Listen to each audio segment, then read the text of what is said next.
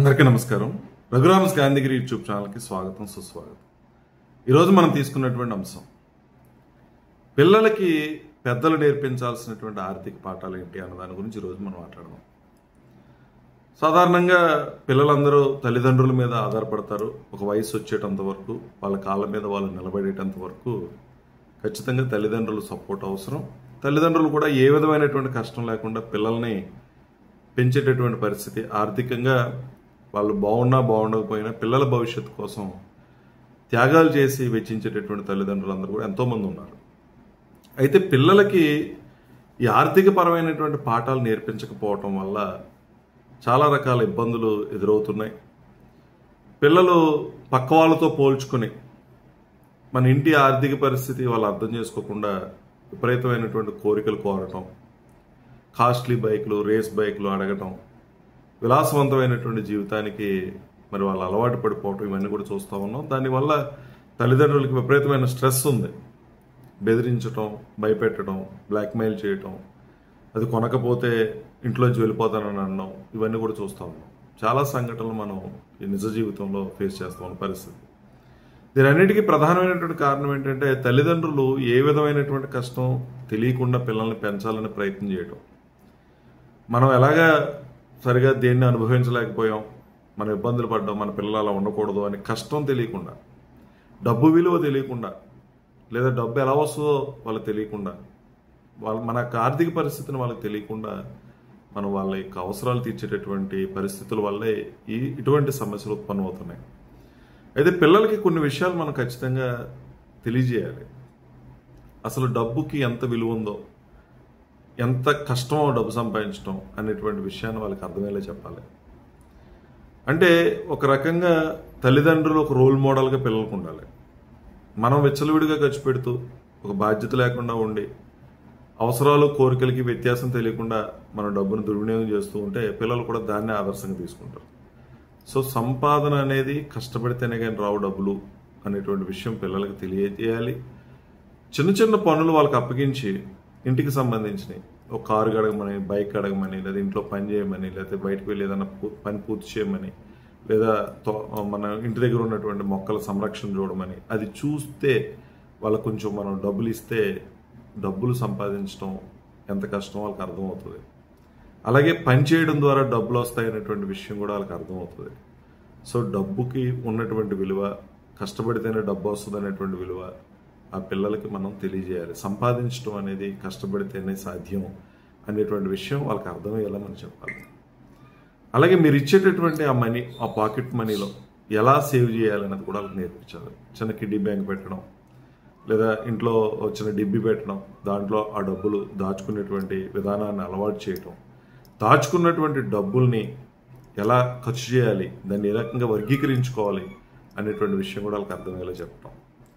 అంటే ఉదాహరణకి డబ్బులు దాచాం, ఆ డబ్బులు తీసిన తర్వాత అవసరాలు ఏంటి, ఇమీడియట్గా మనం దేనికి ఖర్చు పెట్టాలి, లేదు మన కోరికలు దేన్ని వాయిదా వేసుకోవచ్చు, ఉన్నటువంటి డబ్బుల్లో దేన్ని వాయిదా వేయచ్చు, లేదా ఉన్నటువంటి డబ్బుల్ని ఏ రకంగా సేవకు ఉపయోగించవచ్చు, సర్వీస్కి ఉపయోగించవచ్చు. అంటే లేని వాడికి దానం చేయటం, లేదా ఏదైనా ఎవరికైనా అవసరం ఉన్నటువంటి వాళ్ళకి ఒక పుస్తకాలో, ఒక బట్టలో ఏదో కొనివ్వటం, ఇటువంటిది కూడా మనం అలవాటు చేయగలిగితే డబ్బుని వాళ్ళు ఏ రకంగా ఖర్చు చేయాలో వాళ్ళకి అర్థమవుతుంది, ఎలా వర్గీకరించుకోవాలో వాళ్ళకి అర్థమవుతుంది. ఉన్నటువంటి పరిమితమైనటువంటి డబ్బుని అవసరాలను ఎలా గుర్తించాలో, కోరికలను ఎలా గుర్తించాలో వాళ్ళకి తెలుస్తుంది.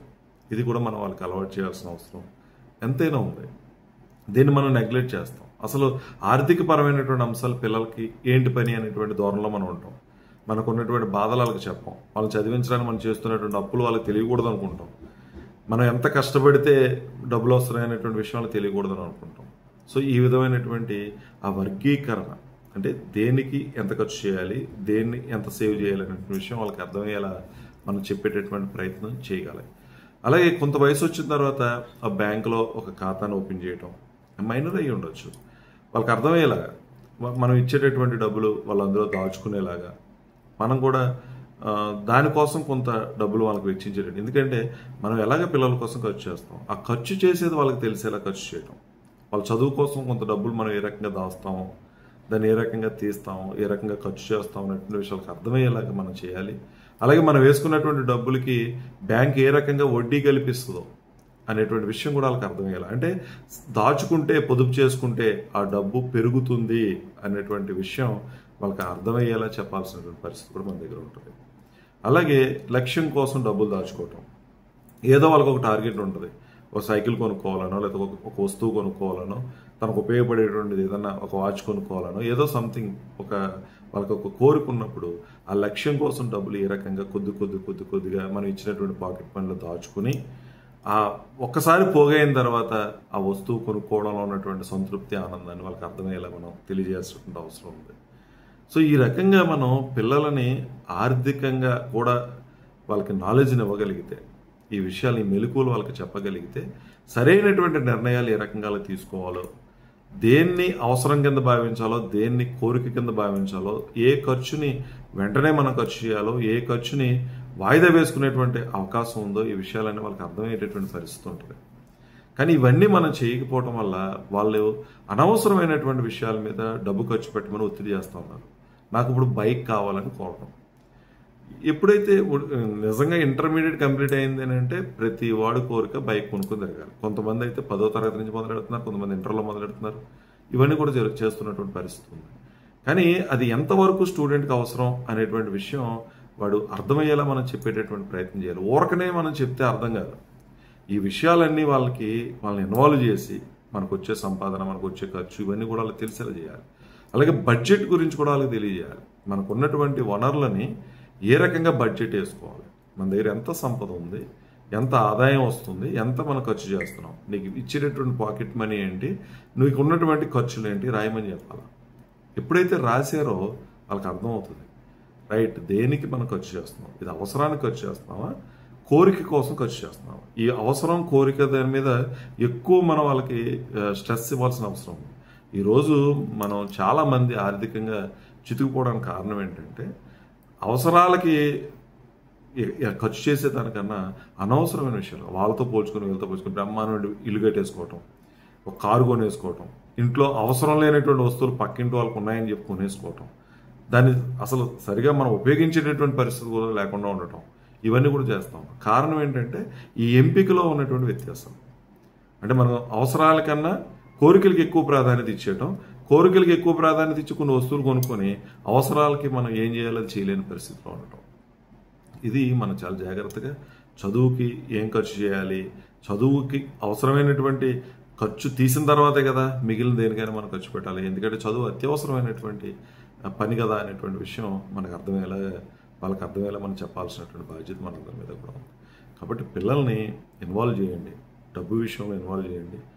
ఏమి నష్టమే లేదు, మనకున్న కష్టాలు వాళ్ళకి తెలియాలి. తెలిస్తేనే వాళ్ళు సరైనటువంటి నిర్ణయాలు తీస్తారు, సరైనటువంటి కోరికలు నేను కోరుకుంటారు. అది తెలియనంత వరకు కూడా వాళ్ళ కోరికలు గొంతమ్మ కోరికల్లాగా ఉంటాయి, వాళ్ళని వీళ్ళు పోల్చుకుంటారు. ఎప్పుడైతే ఈ విషయం వాళ్ళకి తెలియజేసామో, ఎవరితో అయితే పోల్చుకున్నాడో వాళ్ళ ఆదాయం ఏంటి, వాళ్ళకి ఎంత వస్తుంది, ఏం ఖర్చు పెడుతున్నారు అన్నది అర్థమవుతుంది. మన ఆదాయం ఏంటి, మనం ఏం ఖర్చు పెడుతున్నాం అనేటువంటి విషయం కూడా వాళ్ళకి అర్థమవుతుంది.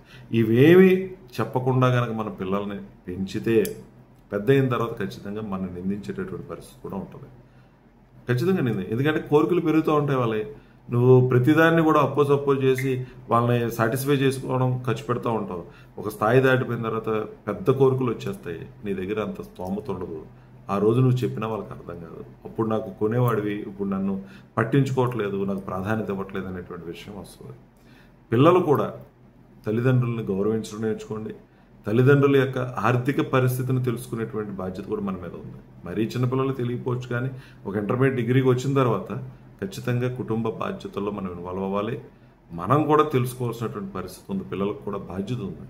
ఇలా గనక మనం పిల్లలకి అన్ని విషయాల్లో, ఆర్థికపరమైనటువంటి విషయాల్లో ఒక పరిణితి చెందేలా మనం గనక ట్రైనింగ్ ఇచ్చి వాళ్ళని కూడా ఇన్వాల్వ్ చేసి వాళ్ళకి కూడా కొంచెం పాకెట్ మనీ ఇచ్చి కుటుంబానికి సంబంధించినటువంటి ఖర్చులు కూడా కొంత మొత్తం వాళ్ళతో ఖర్చు చేయిస్తూ కనుక మనం బ్యాంకుకి వెళ్ళమండం, బ్యాంకులో డబ్బులు వేయమండం, తీయమండం, ఏటీఎం కార్డు ఇవ్వటం, ఏటీఎం కార్డులో డబ్బులు వేయడం తీయడం, ఇవన్నీ చేస్తే పిల్లలు ఆ డబ్బు కక్కుర్తి కూడా ఉండదు.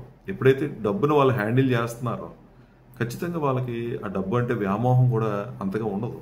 ఎప్పుడైతే నువ్వు బాగా రిస్ట్రిక్ట్ చేసేసి అసలు డబ్బులు వాళ్ళకి దొరకకుండా చేసేసే పరిస్థితి వస్తే దాన్ని ఎలాగోలాగా తీసుకోవాలనేటువంటి ఆలోచన కోసం. కాబట్టి ప్రతి విషయంలో ఇన్వాల్వ్ చేయండి. చిన్న చిన్న ఖర్చులు వాళ్ళతో పెట్టినవ్వండి. మీరు గైడ్ చేసి కొనుక్కొని రమ్మనమని చెప్పడం, ఈ బ్యాంకులో డబ్బులు వేయడం, తీయటం, ఏటీఎం కార్డుని యూజ్ చేయటం, మన ఆర్థికపరమైనటువంటి ఒక ఈఎంఐలు ఏమైనా ఉంటే వాళ్ళకి తెలియజేస్తూ ఉండటం, ఆ ఈఎంఐలు పద్ధతిగా కడితే ఏ రకంగా ఉంటుంది, ఒకవేళ మిస్ అయితే వచ్చేటటువంటి పర్యవసానాలు ఏంటి, ఈఎంఐల వల్ల మనం పడుతున్నటువంటి కష్టాలు ఏంటి, ఇవన్నీ కూడా తప్పేం లేదు. వాళ్ళకి చెప్పినప్పుడు వాళ్ళకి క్లియర్గా అన్నీ అర్థమవుతాయి. వాళ్ళు కూడా సరైనటువంటి నిర్ణయాలు తీసుకునేందుకు అవకాశం ఉంటుంది. ఆర్థికపరమైన నిర్ణయాలు ఇవన్నీ మనం చేస్తే వాళ్ళలో ఒక బాధ్యత వస్తుంది. డబ్బు పట్ల డబ్బుకున్నటువంటి విలువ వాళ్ళకి తెలుస్తుంది. సరైనటువంటి నిర్ణయాలు వాళ్ళు తీసుకోవడానికి, ఆర్థికపరమైన నిర్ణయాలు తీసుకోవడానికి ఎంతగానో వెసులుబాటుగా ఉంటుంది. పెట్టుబడి పెట్టడం వల్ల వచ్చేటటువంటి ప్రయోజనాలు ఏంటి, దానివల్ల వచ్చే లాభాలు ఏంటి, బ్యాంకులో డబ్బు ఉంటే వచ్చేటటువంటి వడ్డీ ఏంటి, అలాగే మనం ఏదైనా ఎవరిదైనా తెచ్చుకుంటే కట్టేటటువంటి వడ్డీలు ఏంటి, నిజంగా అప్పు చేయడం తప్పేం కాదు, అప్పు చేసినటువంటి డబ్బుని ఏ రకంగా యూటిలైజ్ చేస్తే అది డబ్బు మరింత పెరుగుతుంది, అది ఎంత మనకు ఉపయోగకరంగా ఉంటుంది అనేటువంటి విషయాల్ని మన పిల్లలతో చర్చించాల్సినటువంటి అవసరం ఉంది. ఖచ్చితంగా అది తెలియజేసినప్పుడు వాళ్ళు కూడా సరైనటువంటి నిర్ణయాలు తీసుకుంటారు. డబ్బు పట్ల ఒక బాధ్యత పెరుగుతుంది. పొదుపు చేయాలనేటువంటి ఆలోచన వస్తుంది. అవసరాలకు ఖర్చు చేయాలా లేకపోతే కోరికలకు ఖర్చు చేయాలనేటువంటి నిర్ణయాలు సరైనగా తీసుకోవడానికి అవకాశం అనేది ఉంటుంది. కాబట్టి ఈ విషయాలన్నింటినీ తప్పకుండా పిల్లలతో డిస్కస్ చేయండి. వాళ్ళని కూడా ఆర్థికపరమైనటువంటి విషయాల్లో ఇన్వాల్వ్ చేయాలని చెప్పి ఆశిస్తూ, ఓపికగా వీడియో చూసిన ప్రతి ఒక్కరికి పేరు పేరున కృతజ్ఞతలు తెలియజేస్తూ సెలవు తీసుకుంటా ఉన్నాను. ఈ వీడియో మీకు నచ్చినట్లయితే లైక్ చేయండి, షేర్ చేయండి, కామెంట్ చేయండి. మరిన్ని వీడియోల కోసం ప్రక్కనే ఉన్న బెల్ ఐకాన్ ను క్లిక్ చేయండి. నా ఛానల్లో వచ్చే మరిన్ని ఇంట్రెస్టింగ్ వీడియోల కోసం సబ్స్క్రైబ్ చేయండి రఘురామ్స్ గాంధీగిరి యూట్యూబ్ ఛానల్.